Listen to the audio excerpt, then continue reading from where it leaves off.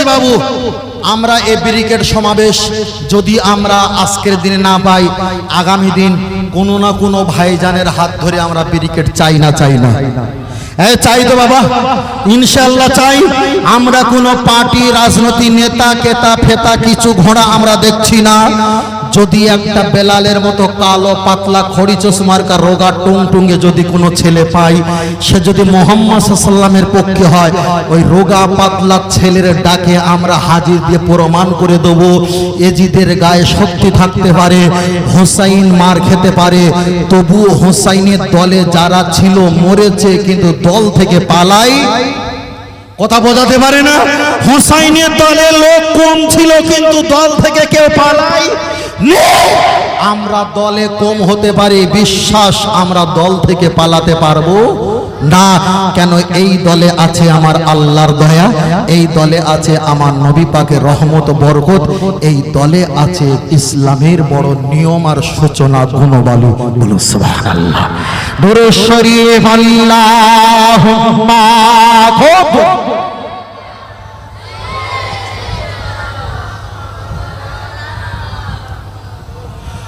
وعلى آل سيدنا এ জগতে যাহার জবান নবীর প্রশংসা করে না, সে তো ভাইজান কঠিন দিনে নবীর শাফাআত পাইবে না। আল্লাহুম্মা খুবরি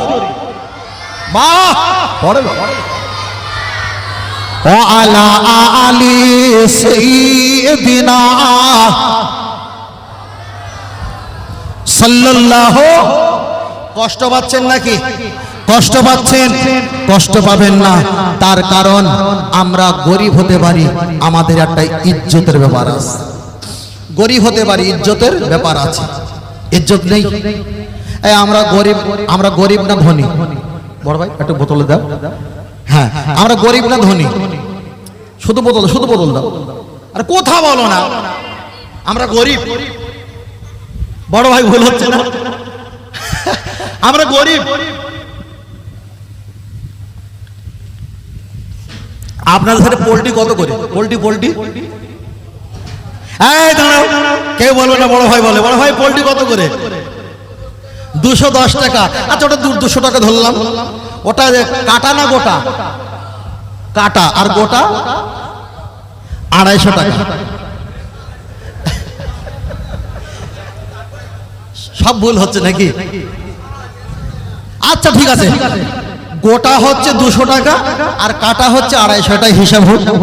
এবার বলেন তাহলে গোটার দাম কত? কত ভাই গোটার দাম? কথা বলে 200 টাকা। আর কাটার দাম 250 টাকা। আমরা গরিব না ধনী? গরিব না ধনী? ধনী।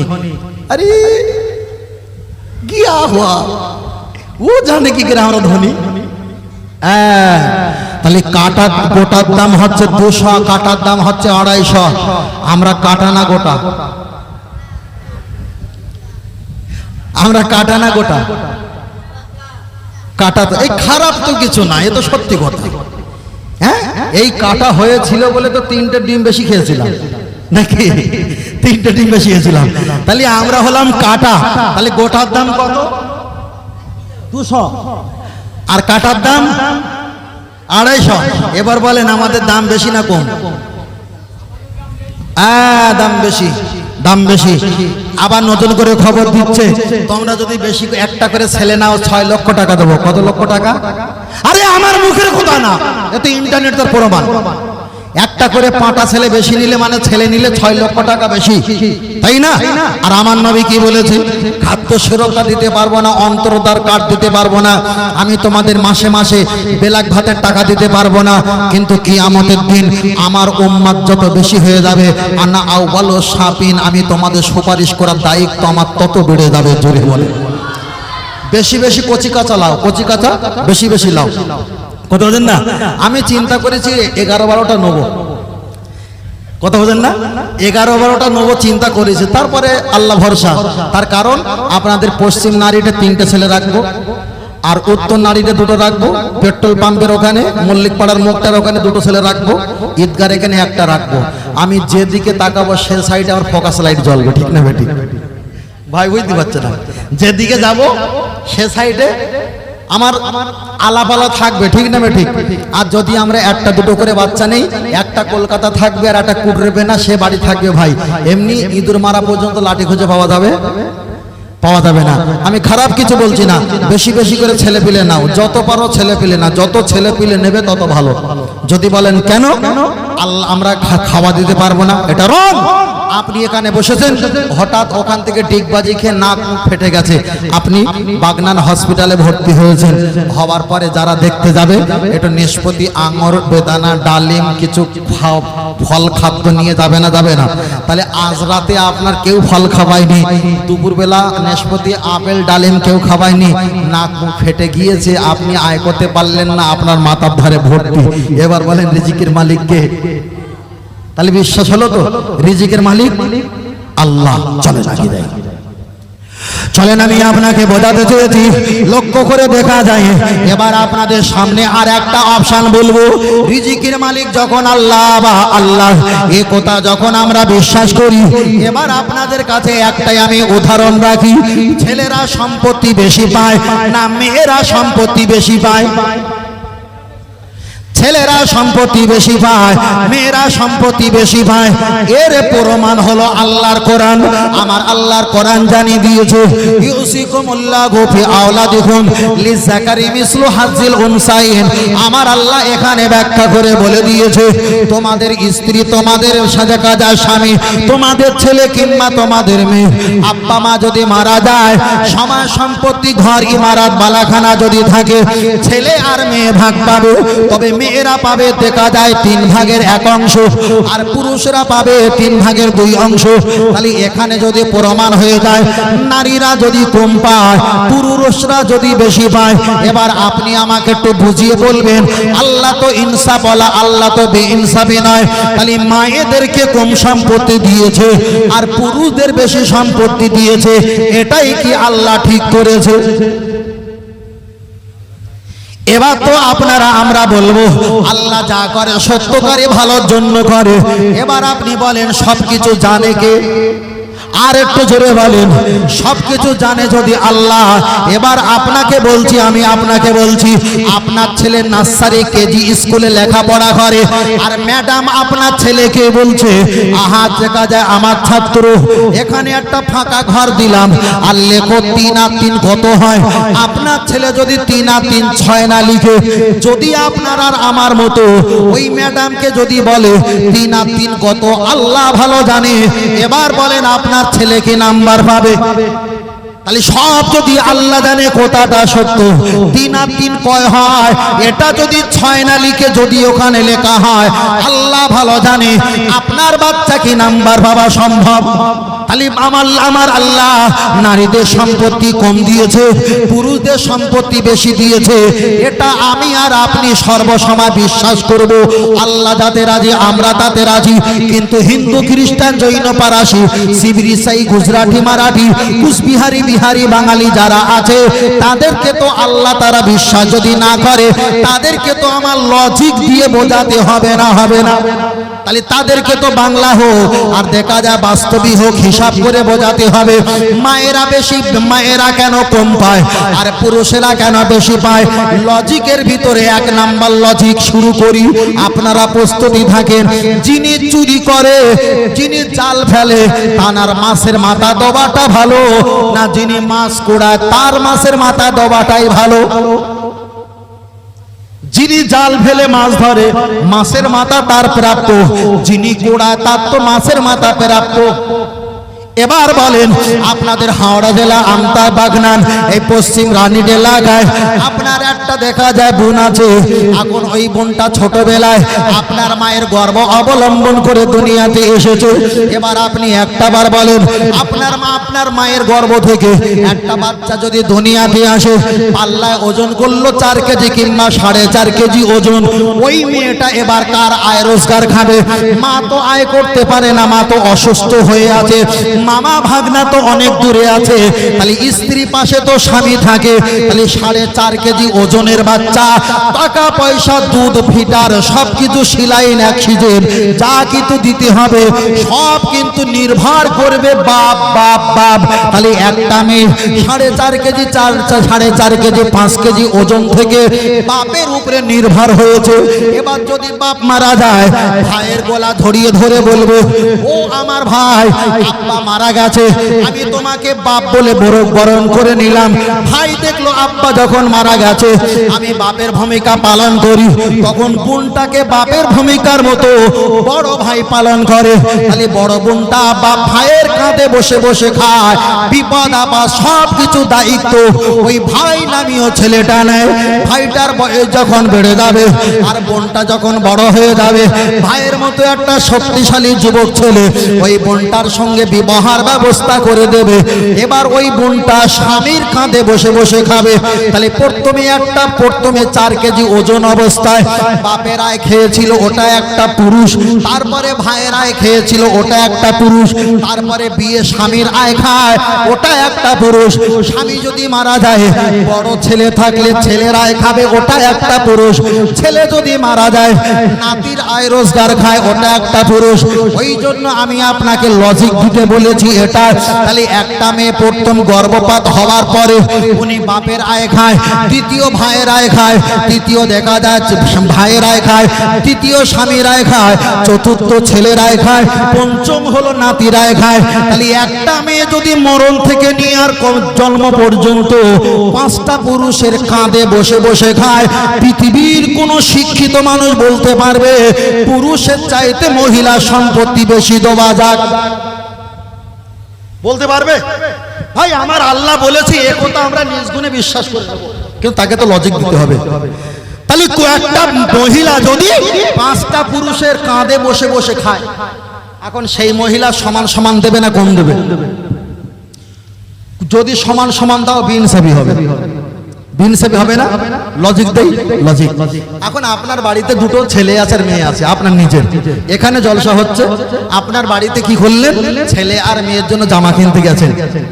একটা মেয়ের হয়, একটা ছেলে আর মেয়ের বয়স হচ্ছে, একটা হচ্ছে 6 বছর, একটা হচ্ছে 9 বছর, একটা হচ্ছে 13 বছর, একটা হচ্ছে 21 বছর। সবই তো মায়ের সন্তান, মায়ের সন্তান। জায়গা জমি যদি সমান পায়, এটাই যদি আপনার আমার হিসাব হয়, মার্কেটে জামা কিনতে গেছেন, একজনের 22, একজনের 24, একজনের 26, একজনের 28, একজনের 34, এরকম সাইজ লাগবে তো। তাহলে জমি জায়গা যদি সমান হয়, জামা কাপড় বেলা সমান হবে না আলাদা হবে? জি জি জি, জামা কাপড় যার 16 বছর বয়স ওকে যদি 22 সাইজ দেই, যার 21 বছর বয়স তাকেও 22 সাইজ নিতে হবে। কথা বোঝাতে পারিনি? আর যদি বলো না যিনি বড় ওকে 34 সাইজ দিলে ঠিক হবে, তাহলে যিনি ছোট এনাকেও 34 দেওয়া হবে।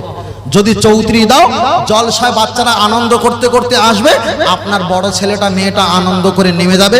ছোট ছেলেটার বড় পাঞ্জাবি দিয়েছে, একটা পাঞ্জাবিতে পা দিয়ে আর একটা পা দিয়ে হুমড়ি খেয়ে দাঁত মুখ ভাঙবে। তার কারণ তার উপযুক্ত যতটা প্রাপ্য ততটা না দেবার কারণে। বেশি দিয়েছেন জুলুম করা হয়েছে, কম দিয়েছেন ফেটে গেছে, ওটাও জুলুম করা হয়েছে। যতটা প্রাপ্য ততটা দেওয়াটাই হলো ইসলামের অধিকার। এ ফাইনাল মহান আল্লাহ দিয়ে গেছে। আরেকটু জোরে হবে না? আরেকটু জোরে হবে না? আল্লাহ। তাহলে একদিকে কোরআনের আয়াত বললাম, মেয়েরা স্বামী বা বাপ মায়ের সম্পত্তি কতটা পাবে, তাহলে একটা কোরআন শরীফের আয়াত দিয়ে একটা লজিক দিয়েছি। আরেকটু লজিক দেবো, শিখে নাও। নাকি নাকি এই ওয়াজ আগে করা হয়ে গেছে? কেউ করেছে নাকি এই ওয়াজ? করেনি তো? করেনি ভাই, চলেন। আল্লাহ আকবার। আল্লাহ, আমি যা ওয়াজ করছি এই ওয়াজ কবে করি সব নিজে জানি না। কালকে লাইভটা দেখবে, কালকে লাইভ দেখবে, ওয়াজ হয় কি এর সঙ্গে কোনো মিল হবে না। এই যে বলছি এটাও আপনাদের দোয়া। চলেন। জোড়া চলে রাখিয়ে যাওয়া যায়। আল্লাহর কোরআন জানিয়ে দিয়েছে একটা ছেলে আর মেয়ে সম্পত্তি আমার আল্লাহ কম বেশি করে দিয়েছে। এবার আপনি যদি বলেন আমার আল্লাহ কেন কম বেশি করবে, এই ছেলেটা এতটা সম্পত্তি যদি পায়, মেয়েটা এতটা সম্পত্তি পাবে না, দা আল্লাহর সিদ্ধান্ত আপনার রাজি হতে হবে। যদি বলেন আমি আল্লাহকে মানিনি, আপনি মুশরিক আর কাফের যদি হয়ে থাকো, আমি আপনারকে এবার দুনিয়ার হিসাব দেবো। একটা দেখা যায় হসপিটালে নার্সিং হোমে দুটো মেয়ে প্রেগনেন্ট ছিল, দুটো মেয়ে প্রেগনেন্ট, দেখা যায় তার ভিতরে একটা মেয়ে সুস্থ হয়ে বাড়ি চলে গেছে, আর একজনা তিনি পরীক্ষা নিরীক্ষা করতে এসেছে, দুটো গর্ভবতী মেয়ে, তারা দুইজনা হসপিটালে ঘুমিয়ে আছে। ওখানে কোনো আয়া নেই, ওখানে কোনো সিসিটিভি নেই, ওখানে কোনো ডক্টর বাবু নেই, তারা অনেক সময় পরে আসবে। আল্লাহর কিষান দুটো মহিলা এক বিটে তারা শুয়ে আছে, আর ওই দুটো মহিলার ভিতর দিয়ে নয়, একটা মহিলার গর্ভ থেকে আমার আল্লাহ একটা ছেলে সন্তান দান করেছে। পরের বেটে যে মহিলাটা প্রেগনেন্ট হয়ে এসেছিল তার গর্ভ থেকে আমার আল্লাহ মেয়ে সন্তান দান করেছে। তাহলে দুটো কাস্টমার এসেছিল হসপিটালে, একজনার হয়েছে ছেলে সন্তান, একজনার হয়েছে মেয়ে সন্তান। যার মেয়ে সন্তান হয়েছে সে বলছে ছেলে সন্তানটা আমার, আর যার মেয়ে ছেলে সন্তান হয়েছে তিনি বলছে মেয়ে সন্তানটা আমার নয়। বিচার করবে কে? রক্ত পরীক্ষা করে দেখে একই রকম ব্লাড, একই গ্রুপ, একই রকম গ্রুপ। আবার যদি বলা হয় মুখের আকার ছোটবেলা কিছু বোঝা যায় না, সবই একই রকম লাগে। ওখানে তো সিসিটিভি নেই, ওখানে কোনো ডক্টর ছিল না, ওখানে কোনো ভিডিও ফুটেজ ছিল না।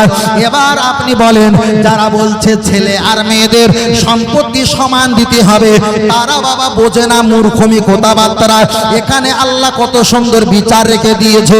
একজন বলছে ছেলেটা আমার, আর একজন বলছে না ছেলেটা আমার, এই মেয়েটা তোমার। দুইজনের যখন ঝগড়া আর অশান্তি লেগে গেছে, পৃথিবীর কোনো মন্ত্রী মাতব্বার বিচার করতে পারবে না, এলাকার ইমাম বিচার করা সম্ভব। এলাকার ইমাম সাহেব বলল আমাকে একটু সময় দাও।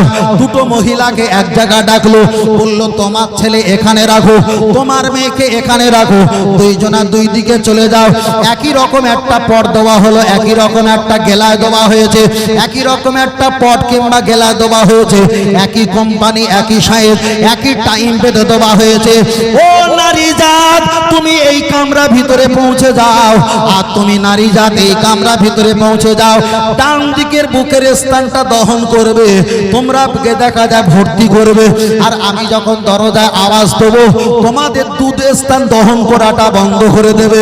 দেখা যায় ইতিহাসে আমরা পেয়েছি দুটো নারী যখন ডান দিকের স্থানটা নিজ মনে দুধ দহন করছিল, অনেকে দেখা যায় বোতল ভর্তি ভর্তি হয়ে গেছে, দুটো বোতল এক জায়গায় রাখলো।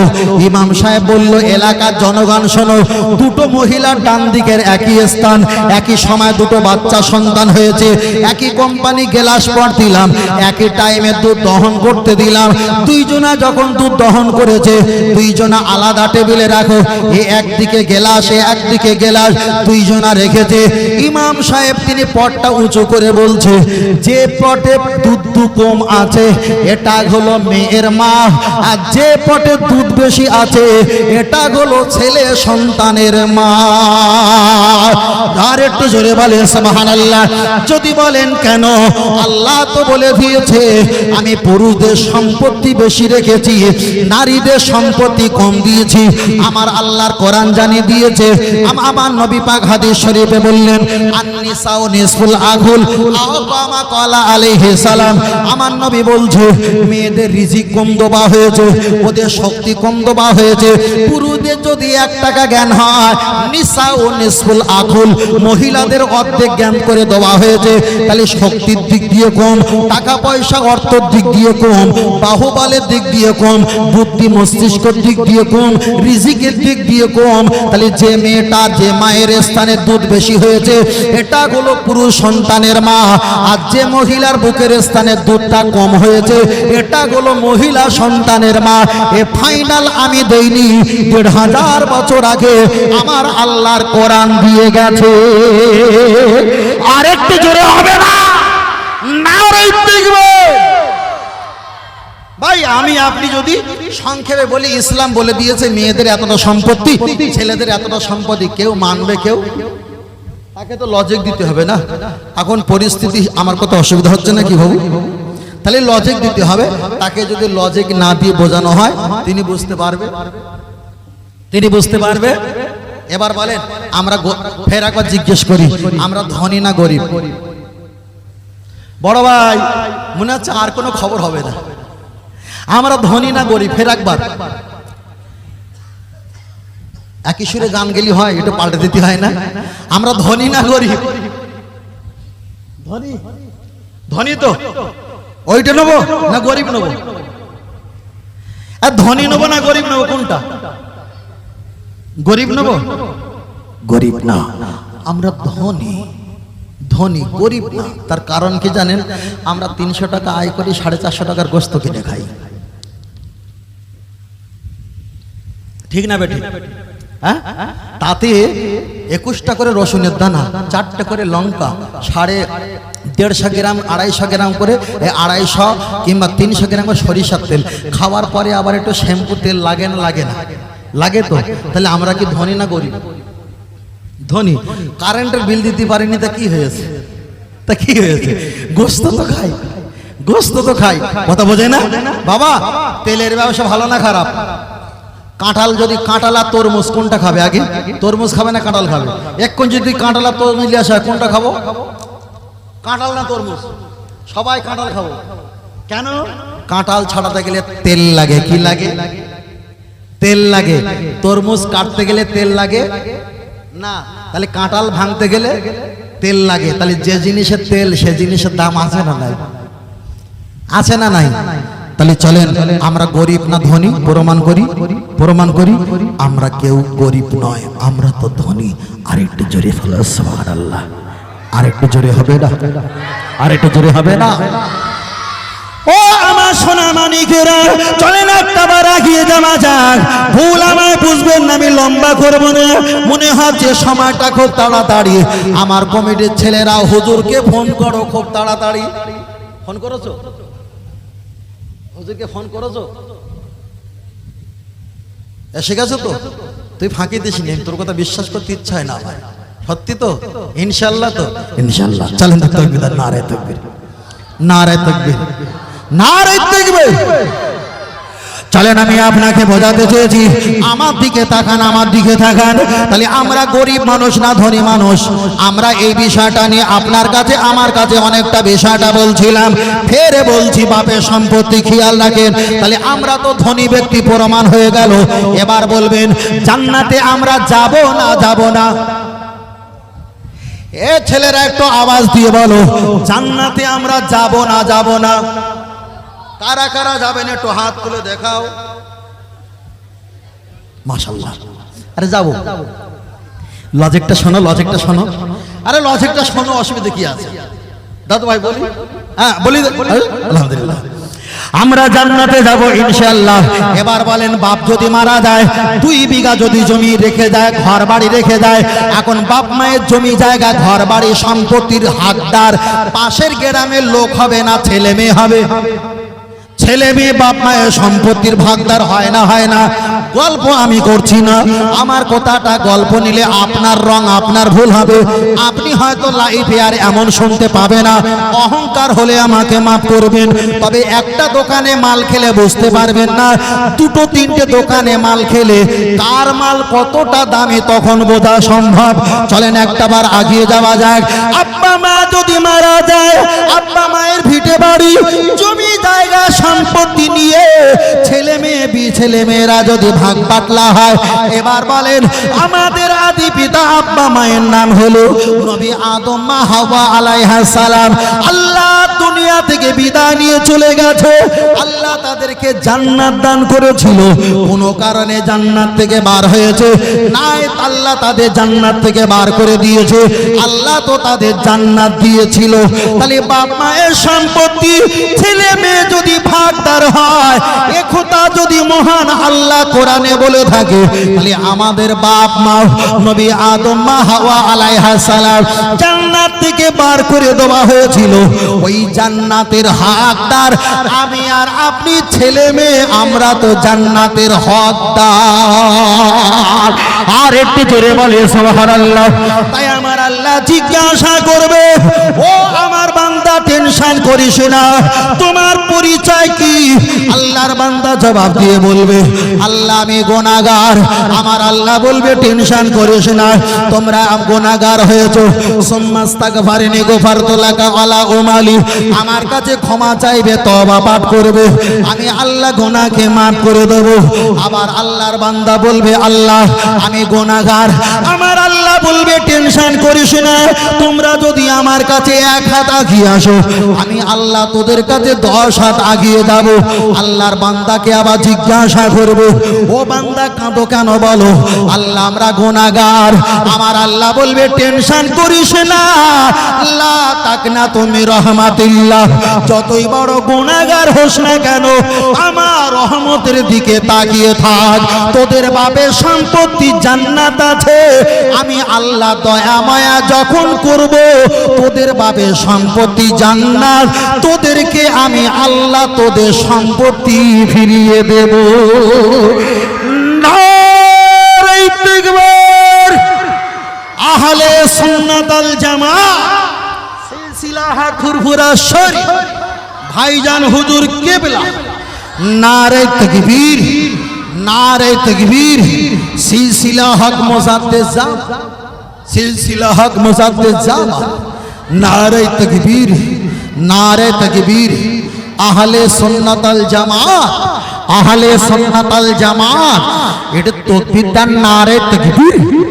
আর একটু জোরে বলেন, নারে তাকবীর, নারে তাকবীর।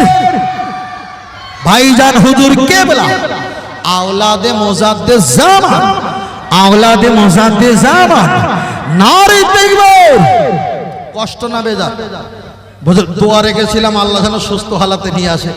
যাক, বলেন আলহামদুলিল্লাহ। আর একটু সকলে বলেন আলহামদুলিল্লাহ। আর একটু জোরে হবে না? বড় ভাই কিছু বলেন না কেন? হ্যাঁ, বড় ভাই কি পাকিস্তানের লোক না কি বলো দিদি? আলহামদুলিল্লাহ, আলহামদুলিল্লাহ, আল্লাহ কবুল করুন। নারে তাকবীর, নারে তাকবীর, নারে তাকবীর। আওলাদে মুজাদ্দিদ জামান, আওলাদে মুজাদ্দিদ জামান, সিলসিলা হক ফুরফুরা শরীফ ভাইজান হুজুর কিবলা, নারে তাকবীর। ছেলেরা বসে পড়ো, ছেলেরা বসে পড়ো, ছেলেরা বসে পড়ো। দরুদ শরীফ আল্লাহুম্মা, খুব জোরে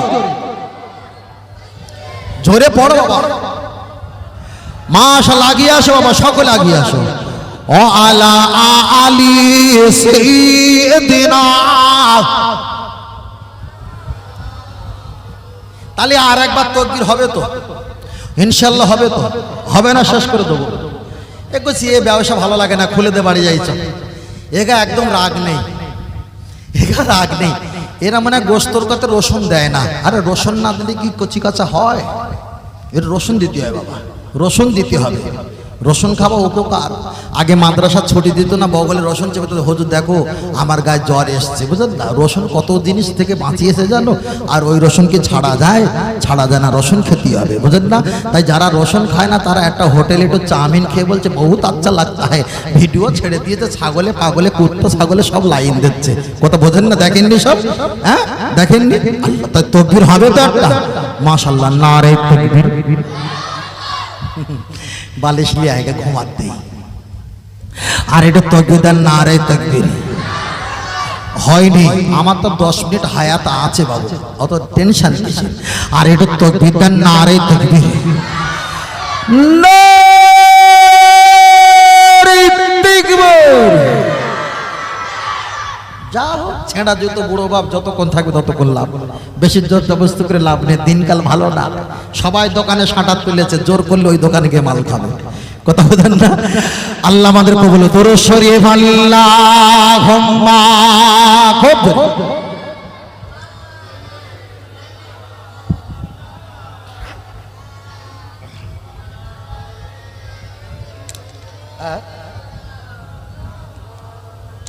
গরম পড়ছে ভাই। তোমার কষ্ট যত না যিনি সইতে পারে না, ওই নবীজির মহাব্বতে দরুদ পড়িও, ভালো যদি বাঁচতে হয় নবীকে বেশো। আল্লাহুম্মা, জোরে পড়েন বাবা, ছেলেরা পড়ো। ওয়ালা আলি সাইয়্যিদিনা। আর দুই একটা মশলা কথা বলে নেই, হ্যাঁ তাহলে জমি জায়গার কথা বলছিলাম। তারপরে নাপাক অবস্থায় আজানের জবাব দেওয়া যাবে কিনা, নাপাক অবস্থায় কতক্ষণ থাকতে পারবে কিনা, তারপরে আরো কি কোনে বলেছিলাম। ও তারপরে আমাদের জমি জায়গা সম্পত্তি একটু বলতে হয়, না বললে হয় না, এটাও বলেছিলাম।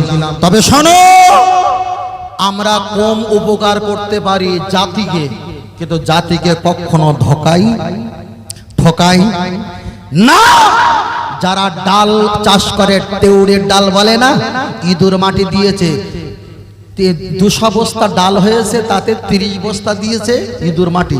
মার্কেটে বিক্রি করতে, চাষায় মাটি হলো কিভাবে, বলে খোকা এ কি আর ছাদে হয়, এ তো মাঠে হয়, মাটি আসবে না তো কি আসবে। চাষা রং ব্যবসা করেছে, পটল বিক্রি করেছে, ওখানে সবজি রং মেরেছে। গোস্ত বিক্রি করছে, উপরে লাল পলিথিন লাল বাল্ব মেরেছে। জিলাপি বিক্রি করছে, সাদা বাল্ব দিলে হয়, ওখানে লাল বাল্ব দিয়েছে। মাছ বিক্রি করছে, লাল বাল্ব দিলে হয়, ওখানে সাদা বাল্ব দিয়েছে। চকচকে চকচকে টুম্পা ঝিকিমিকি নাকাচাকা ঝিংঝিং হয় না ভাই, শুরু করে দিয়েছে। ভাই আমি আপনাকে বলছি, পেট্রোলের দাম যদি 105 টাকা হয়, সলপিনের দাম হলো 70 থেকে 80 টাকা। 700 গ্রাম সলপিন দিয়েছে, 300 গ্রাম পেট্রোল দিয়েছে, দামে বেশি ওজনে কম। এমন হয় না, ভেজাল করবে না, ভেজাল করবে না। আমি ফের বলছি, আমরা জাতিকে কিছু না দিতে পারলে আমরা কখনো ঠকাই না, কখনো ঠকাই না। আপনাদের এলাকায় বেলগাছ আছে, বেলগাছ, জি বেলগাছ, বেলগাছটা না বিরাট ভালো লাগে। তার কারণ ওই বেল যদি মাথার চুল উঠে যায় আর বেল, দুজনার কিন্তু চাষতে পাই ফুটতে ভয় লাগে না, ওই জন্য বেল খুব পছন্দ। তা বেল গাছে গিয়ে বলছে, বেল গাছ আসসালামু আলাইকুম, কেমন আছিস? বললো বড্ডারটা ভালো নেই। বলে কেন? বলে মানুষের উপকার করি, কিন্তু মানুষ আমার কথা খেয়াল রাখে না। নিশ্চয়ই তোর গ্যাস লাইট, গ্যাস মেশিন ছিদ্র আছে, এত উপকার করার পরেও মানুষ নাম নেয় না কেন? বেল গাছকে জিজ্ঞেস করলাম, তুমি কি কি উপকার করো? বলা শুরু করলো, তোমার বৌমা ছাগল নিয়ে এসে আমার গোড়ার এখানে বেঁধে দেয় দড়ি দিয়ে, লাপালাপি করে, টান ধরে, আমি গাছ কিচ্ছু বলিনি, ছায়া করে দেই। তোমার বাড়ির পরিবার এসে ওই আমার ডালগুলো ভেঙে নিয়ে কচি কচি পাতা ছাগলকে খাওয়ায়, আমি কিচ্ছু বলিনি। তোমার ভাগনা নাতিরা এসে লাফ মেরে ঠেলে ওঠে গাছে, আমি একবারও ঠাক্কা মেরে ফেলে দেইনি। যখন প্রচণ্ড রৌদ্র হয়, বৌমারা চাঁটা ফেলে দিয়ে এখানে হাওয়া খায়, আমি উপর থেকে বেল একবারও মাথায় ফেলিনি। আর প্রতি বছরে বছরে নাশপাতি, আঙুর, কলা, আপেল, লেবু, হরিকতি, আমলকি, বড়া, অর্জুন, অনেক রকম খাদ্যদ্রব্য, ফলমূল এক ডেকচি করে তোমাদের বাড়িতে দেই। আমি গাছ কারো কাছ থেকে টাকা পয়সা নেইনি। পেটের যন্ত্রণা হলে আমার ছাল ওরা ভিজিয়ে খায়, তাও পয়সা কোথাও বলে, তাও পয়সা নেইনি। এত উপকার করার পরে আমি বললাম, গাছ আমি মারা গেলে আমার গোসল দিয়ে মাটিতে পুঁতে দেবে, কবর দেবে, কিন্তু তুমি মরে গেলে, গাছ মরে গেলে শুকনো হয় না কাঁচা হয়? শুকনো হয়। তো তুমি মারা গেলে তোমার এই কাঠটা নিয়ে উনুনের ভিতরে ঠেসে ঠেসে ঢুকায়, ঠিক না বেঠিক? তাহলে আমি মারা গেলে মাটি দেবে, কবর দেবে, তুমি মারা গেলে উনানে কেন জ্বালাবে? তোমার তো এত উপকার, কিন্তু উনানের খোলে কেন ঢুকাবে? তা বলছে, শোনো হুজুর, হাজার উপকার করেছি, কিন্তু যেখানে সেখানে মাথা নিচু করিনি। আমি মাথা দেল করবে না উঁচু করে রাখতাম, আমি মাথা নিচু করতাম না, কেন আমি হুজুর। এত উপকার করার পরেও, মানুষকে সেবা যত্ন করার পরেও বুড়ো হয়ে গেলে আমার সেই চুলার ভিতরে ঢুকাবে, মানে জাহান্নামে যাবে। আপনি যতই বড় হুজুর আওয়াজ যেই হও, উপকার একা না করো, কিন্তু ক্ষতি করা যাবে না। আপনি হাজার উপকার যদি করো, ক্ষতি যদি করেছো, বুড়ো হয়ে গেলে জাহান্নামে আপনাকে ঢুকতে হবে। কথা বোঝাতে পেরেছি? আমরা উপকার করতে পারি না, তবে কাউকে ক্ষতি করি না। ভাইজান আসবে, একটু সালাম করবো, রাজি আছেন তো? রাজি আছেন তো? মাশাআল্লাহ। এটা তরকার রান্না করতে গেলে ধনিয়া পাতা ছিটে দেয় না? দেয় তো, এটা ধনিয়া পাতা ছিটে যায় যাতে তরকাটা খুশবু আর সেন লাগে। মাঝে মাঝে একটু গজল পড়লে ধনিয়া পাতা দেওয়ার মতো খুশবু সেন লাগে, তাই না? হুজুর আসছে, এক্ষুনি আপনাদের কাছ থেকে বিদায় নেব। একটু সালাত ও সালাম পাঠ করি, আসে একটু সালাম পড়ে নি। ইয়া নবী সালাম, সালাম দিয়ে রাখো, সালামটা চলো।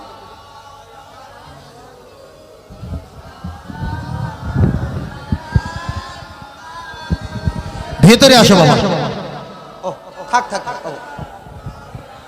ভিতরে আসো বাবা। সালাওয়াতুল্লাহ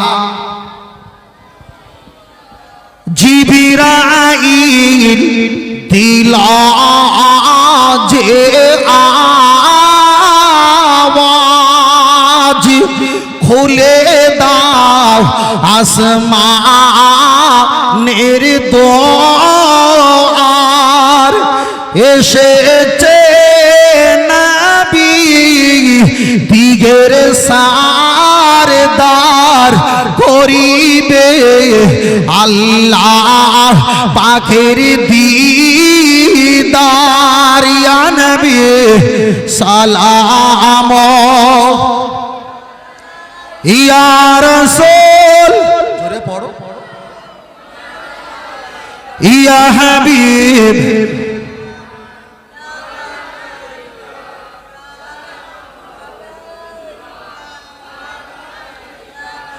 তাইফের দুষ্ট ছেলেরা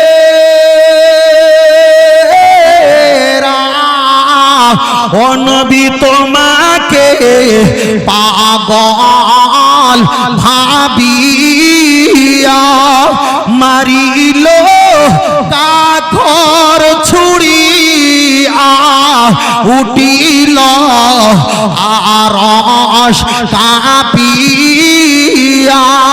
ইয়া নবী সালাম, খুব জোরে মাশাআল্লাহ। ইয়া রাসূল, ইয়া হাবিব সালাওয়াত, আমরা যে আপনার দিওয়ানা, ও নবী আপনি যে আমাদের নাজাতের